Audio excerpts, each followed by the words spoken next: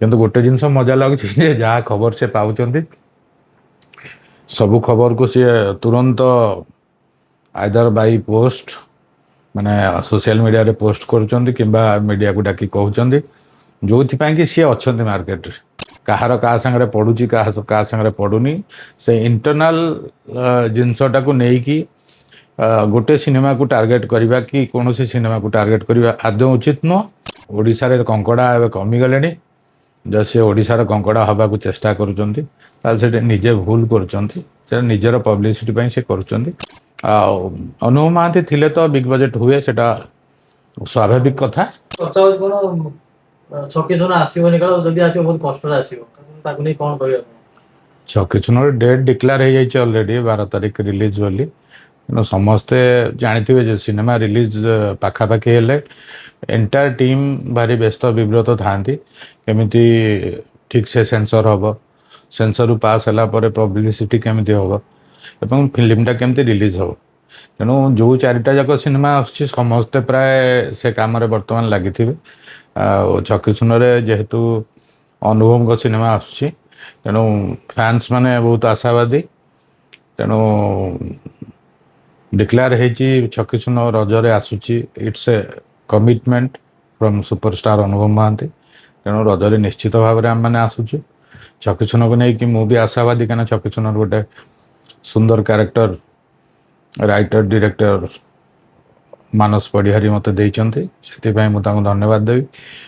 ଆଉ ନେକ୍ସଟ ରହିଲା ଯେ ଯେଉଁମାନେ କ୍ରିଟିକ୍ସ, ଯେଉଁମାନେ ସିନେମା ବାବଦରେ ସମାଲୋଚନା କରୁଛନ୍ତି କି 4ଟି ସିନେମାକୁ ନେଇକି ବ୍ୟସ୍ତ ବିବ୍ରତ, ସେମାନଙ୍କର କାମ ହେଲା ସେଇଥିରୁ ତାଙ୍କର ଟିଆରପି, ସେଇଥିରୁ ତାଙ୍କର ଭ୍ୟୁ, ସେଇଥିରୁ ତାଙ୍କ ସମୀକ୍ଷାଟା ପଜିଟିଭ ହଉ ନେଗେଟିଭ ହଉ, କିନ୍ତୁ ଆପଣମାନେ ଦେଖୁଥିବେ ସେମାନେ ସବୁ ଅନ୍ୟ ସିନେମା ପାଇଁ ଭାରି ବିବ୍ରତ ବ୍ୟସ୍ତ, ଆଉ ସେଇଟା ତାଙ୍କୁ ପବ୍ଲିସିଟି ଦିଏ। ତେଣୁ କହିବା ଲୋକର କଥା ଉପରେ ଯିବାନି, ସିଏ କେତେ ଦୂର ସେ ଟିମ୍ର ଇଣ୍ଟରନାଲ କୋର୍ ମେମ୍ବର୍ସ ଯେଉଁମାନେ ଅଛନ୍ତି ତାଙ୍କ ସାଙ୍ଗରେ ସେ ଜଡ଼ିତ, ସେ କେତେ ଜାଣିଛନ୍ତି ସେ ସିନେମା ବିଷୟରେ। ଯେଉଁଠି ମିଟିଂ ହେଉଛି ତାଙ୍କର ଯେଉଁ କହିଛନ୍ତି ଯେ ମୋର ସୋର୍ସ, ତାଙ୍କ ସୋର୍ସ କିଏ, ତାଙ୍କୁ ଆଣି ଏ ଖବର ସବୁ ଦେଉଛି।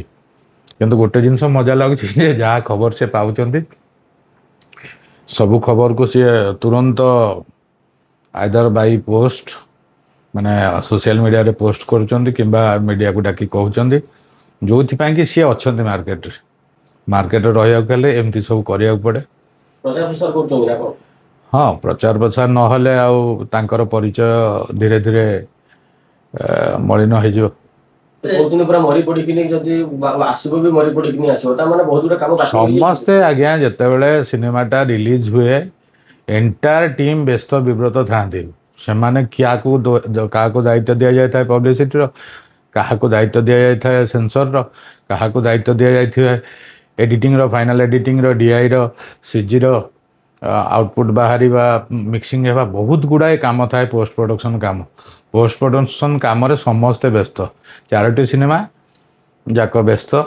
ଆଉ ସବୁ ସିନେମାକୁ ମୁଁ ଶୁଭେଚ୍ଛା ଦେବି, ସବୁ ସିନେମାଙ୍କୁ ପ୍ରଯୋଜକ ଆଉ ନିର୍ଦ୍ଦେଶକମାନଙ୍କୁ ଆନ୍ତରିକ ଅଭିନନ୍ଦନ, ଏବଂ ରଜରେ ଯେମିତି 4ଟି ଯାକ ସିନେମା ସଫଳତା ହାସଲ କରୁ, ଆଉ ମାନେ ସକ୍ସେସ୍ ହଉ, ଓଡ଼ିଆ ସିନେମା ଭଲରେ ଚାଲୁ, ତାହେଲେ ଇଣ୍ଡଷ୍ଟ୍ରି ଗ୍ରୋ କରିବ, ପ୍ରଡ୍ୟୁସର ବଞ୍ଚିବେ, ପ୍ରଡ୍ୟୁସର ବଞ୍ଚିଲେ ଆମେ ଯେତେ ସବୁ କଳାକାର ଅଛୁ, ଯେତେ ସବୁ ଟେକ୍ନିସିଆନ୍ ଅଛୁ, ସମସ୍ତଙ୍କ ପରିବାର ଚାଲିବ। ସେଥିପ୍ରତି ବେଶୀ ଦୃଷ୍ଟି ଦେବା କଥା। ଆଉ କାହା ପ୍ରତି ପର୍ସନାଲ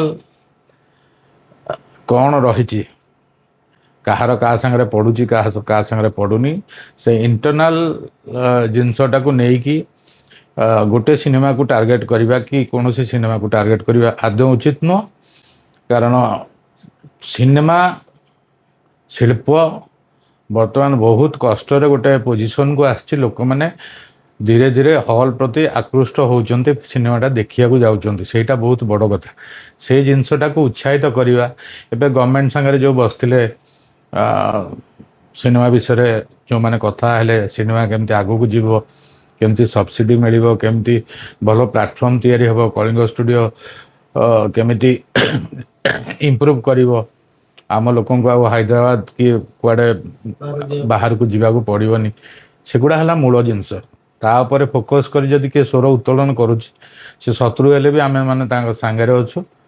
ଆଉ ଯେଉଁମାନେ ନିଜର ପର୍ସନାଲ୍ ଗ୍ରଜ୍ କାହା ଉପରେ ରଖିକି କୌଣସି ସିନେମାକୁ ପଛକୁ ଟାଣୁଛନ୍ତି କିମ୍ବା ଓଡ଼ିଶାରେ କଙ୍କଡ଼ା ଏବେ କମିଗଲେଣି, ଯଦି ସେ ଓଡ଼ିଶାର କଙ୍କଡ଼ା ହେବାକୁ ଚେଷ୍ଟା କରୁଛନ୍ତି ତାହେଲେ ସେଠି ନିଜେ ଭୁଲ କରୁଛନ୍ତି। ସେଟା ନିଜର ପବ୍ଲିସିଟି ପାଇଁ ସେ କରୁଛନ୍ତି, ଆଉ ତାଙ୍କୁ ବି ସେ ପବ୍ଲିସିଟି ମିଳୁଛି।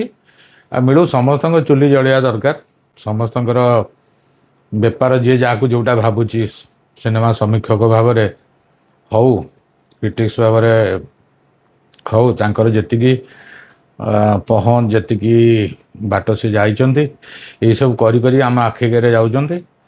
ଆଉ ସବୁବେଳେ ତାଙ୍କ କଥାଟା ଆଲୋଚନାରେ ରହୁଛି, ଆଉ ଯିଏ ଆଲୋଚନାରେ ରହୁଛି ସେ ଭଲ ହଉ ମନ୍ଦ ହଉ ସେ ମାର୍କେଟରେ ଅଛି। ଆଉ ଆମେ ତାଙ୍କୁ शुभेच्छा दौचु जे सेमती मार्केट थांतु, तांक द्वारा भी किसी लोक एंटरटेन होउचंती। आ बहुत भल कथा। भाई गोटे बिग बजेट रो फिल्म आछी अनुमान छकिस छके सुन बिग बजेटेड फिल्म जदियो नुह किंतु सुंदर कहानी। अनुभव महांती थिले तो बिग बजेट हुए, सेटा स्वाभाविक कथा। अनुभव महांती प्राइस, अनुभव महांती स्टाइल ऑफ फिल्म जहाँ को से चूज करती करिए बोली, निश्चित गोटे भिन्न शैलीर होइथिबा, उच्चकोटीर होइथिबा। उच्चकोटीर काम करिया हेले पैसाटा खर्च हुए से हिसाब रे, आ हॉल रे सफलता पाइले से प्रोड्यूसर डायरेक्टर का मन खुशी हुए। तेणु सबु सिनेमा जी जी पैसा खर्च कर ना कहानी कहार कौन आ केते दूर दर्शक मैंने आदृत करेंगे, के दर्शक मैंने पसंद करेंगे, हॉल केते दिन चलो, यापर भित्ति करिकी सिनेमार भाग्य निरूपण कर। तेणु नई देखिकी न देखिकी नंगला हुंतु ना, हॉल को सिनेमा को आसवा दिंतु। लोक मानकर चॉइस को सिनेमा प्रति बेसी आकृष्ट होती।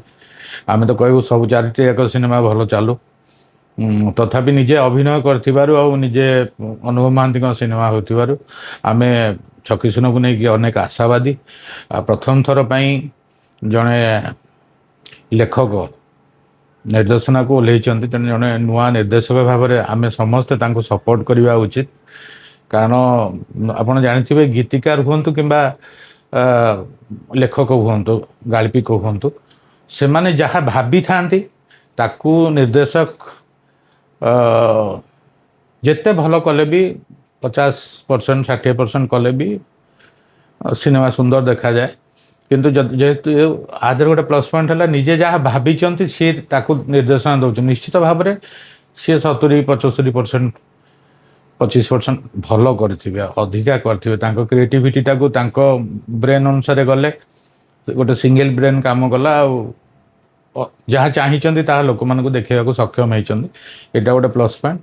आउ जेहेतु इंडस्ट्री को नुआ नुआ लोक मैंने आसवा दरकार, नुआ टेस्ट, नुआ निर्देशनार शैली से आसवा दरकार। तेणु आम समस्त वेलकम करवा दरकार, सागर सपोर्ट रे ठिया हवा दरकार।